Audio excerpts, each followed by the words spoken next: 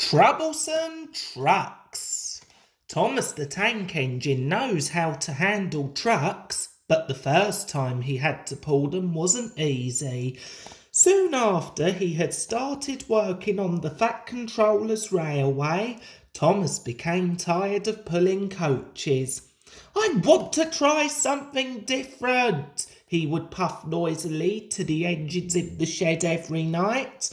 The other engines didn't take much notice. They knew Thomas was young and had a lot to learn. One night, Edward was next to Thomas in the shed. Edward was a kind old engine and felt sorry for Thomas. "I've got some trucks to pull tomorrow," he told Thomas. "If you want, you can take them and I'll pull your coaches instead." "Oh, thank you, Edward," peeped Thomas happily, and all the engines got a good night's sleep at last. The next morning, the drivers agreed to the switch. Thomas puffed off to find Edward's trucks. He didn't know that trucks were silly, noisy things. They loved to play tricks on engines that didn't know how troublesome they were. Edward knew all about the trucks. He warned Thomas to be careful, but Thomas was too excited to listen. Thomas waited impatiently while he was coupled up to the trucks.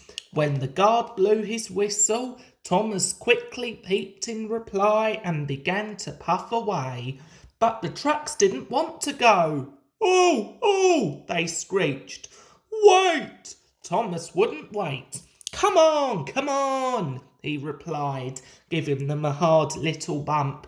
"Ouch!" cried the trucks as Thomas pulled them onto the main line. Thomas was happy to be doing something different. Come along, he sang as he went. All right, the trucks grumbled. They clattered through stations and rumbled over bridges.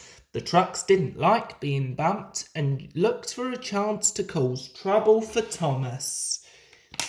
Thomas soon came to the top of Gordon's Hill.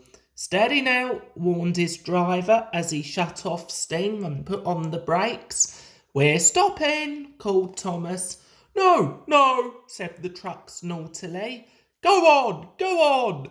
Then they all bumped forwards and pushed Thomas down the hill before his driver could stop them. Thomas raced down the steep hill much too quickly.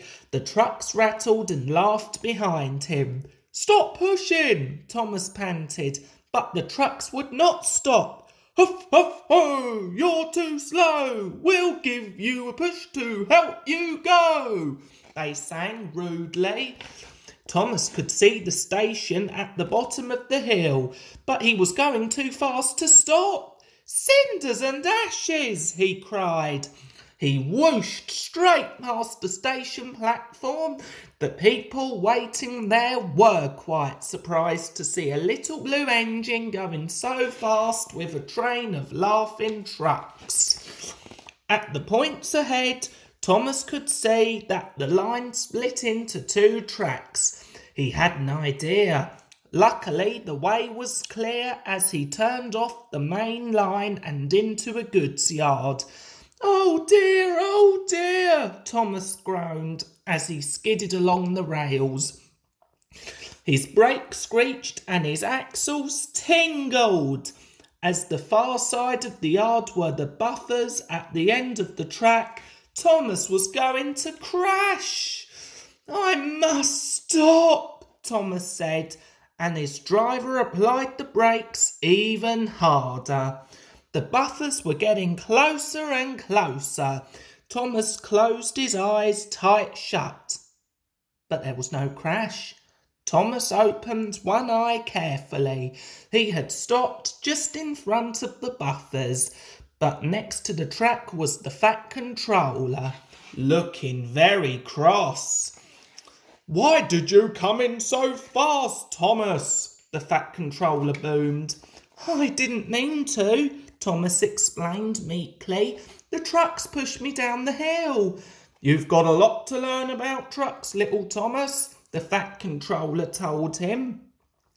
You must find a way to make them behave. Then you'll be a really useful engine. Yes, sir, Thomas promised. The next day, Edward showed Thomas how to pull the trucks properly and keep them in line when they played their naughty tricks. Thomas even stopped bumping them, except when they misbehaved. And from then on, Thomas never complained about his coaches again. They were much easier to pull than those troublesome trucks.